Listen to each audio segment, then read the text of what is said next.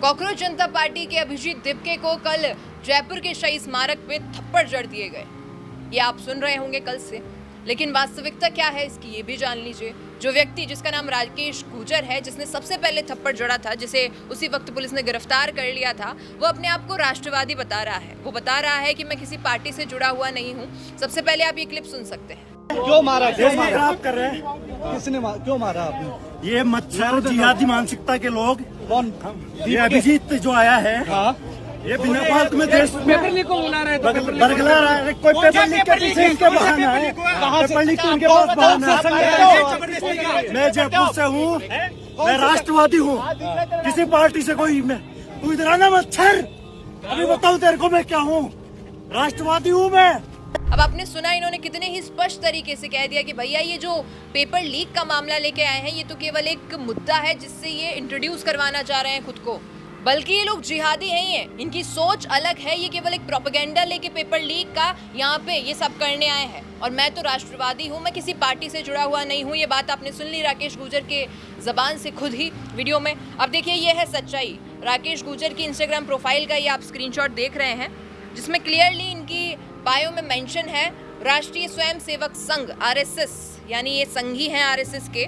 इसके अलावा एक तस्वीर भी है इनकी 2025 की, जब 100 वर्ष पूरे हुए थे आरएसएस को, तब इन्होंने सभी को शुभकामनाएं दी थी और अपनी भी एक उस अटायर में फोटो साझा की थी।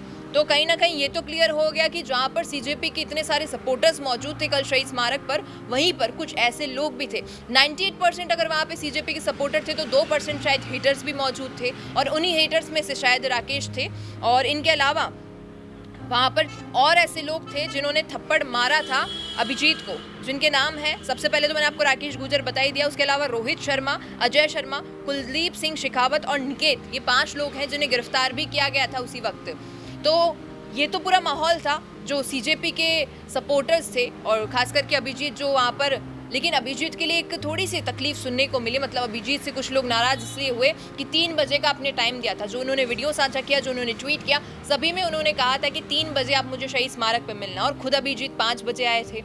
ये बात देखकर कुछ वहाँ के यूथ में जो युवा थे वो नाराज भी हुए कि पॉलिटिकल पार्टीज में अक्सर ऐसा देखा जाता है कि नेता जितने बजे बोलते हैं उतने बजे नहीं आते हैं और उससे लेट आते हैं। यहाँ पर अभिजीत ने भी सेम चीज़ की है। तो थोड़ा सा सीजेपी को अगर पॉलिटिकल पार्टी से अलग बनाना है तो इन्हें ये सब चीज़ों पर काम करना होगा। उसके अलावा अगर हम बात करें ओवरऑल वहाँ के माहौल की, तो देखिए युद्ध आया था, 800 की लिमिट थी, लेकिन 800 से ज़्यादा लोग वहाँ पर मौजूद थे। बहुत सारे मीडिया वाले मौजूद थे। कुछ चीज़ें जो अच्छी थी वो ये कि कुछ युवा जागरूक हैं, कुछ युवा ऐसे हैं जिन्हें पता है कि क्या करना है भविष्य में, किस चीज़ के लिए वो लड़ाई लड़ने आए हैं। एजुकेशन की बात करनी हो, हेल्थ की बात करनी हो, रिगार्डिंग रेलवे की बात करनी हो, सभी चीज़ों के बारे में उन्हें नॉलेज थी। लेकिन कुछ ऐसे लोग थे जो केवल रील कंटेंट क्रिएशन के लिए वहाँ पर मौजूद थे। वो आए थे कि हम किसी रील में पॉपुलर हो जाएंगे, हम अपना कंटेंट क्रिएट कर लेंगे, हमें फेमस होना है तो हम सीजेपी के इस प्लेटफॉर्म से फेमस हो सकते हैं, प्रदर्शन हो रहा है इसका पार्टिसिपेंट करके हम फेमस हो सकते हैं। उन्हें ना तो रूट लेवल की बातें पता थी कि एक्चुअल में क्या बेस लेवल पे प्रॉब्लम्स हैं, ना उन्हें ये पता था कि सीजेपी किस चीज़ के अगेंस्ट में यहाँ पर खड़ा है। उन्हें बस दिख रहा था कि धर्मेंद्र प्रधान को इस्तीफा दो, ये बैनर्स लेके लोग खड़े हैं तो धर्मेंद्र प्रधान इस्तीफा देंगे या नहीं, इस चीज़ के लिए हमें लड़ाई लड़नी है।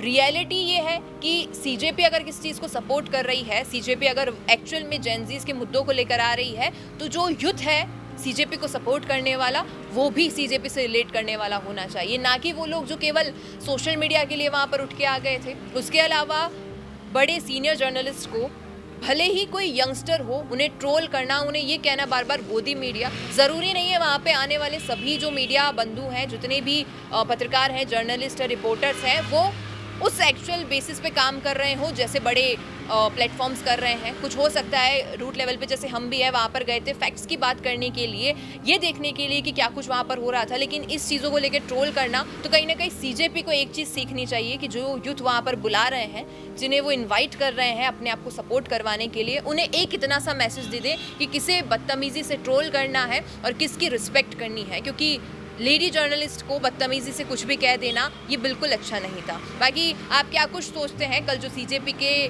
फाउंडर के साथ शहीद स्मारक पे हुआ उसके बारे में, सीजेपी जिस चीज को सपोर्ट कर रही है और युद्ध जिस चीज को सपोर्ट कर रहा है, उन सभी के बारे में लिखिएगा कमेंट। रुकिए और जरा ध्यान से सुनिए, क्या आप हमारी इन खबरों से अपने व्यापार को भी बढ़ाना चाहते हैं? तो आप भी खबरों के दौरान इस तरह के एलिमेंट्स पर अपना विज्ञापन दे सकते हैं, या फिर ऐसे खबर के 1 मिनट बाद अपना पूरा विज्ञापन डलवाएं, जो कि 8 लाख से ज्यादा सब्सक्राइबर्स और फॉलोअर्स वाले द फैक्ट इंडिया चैनल्स और पेजेस से राजस्थान के कोने कोने में पहुंचेगा और इससे आपका व्यापार, ब्रांड सब कुछ बढ़ेगा।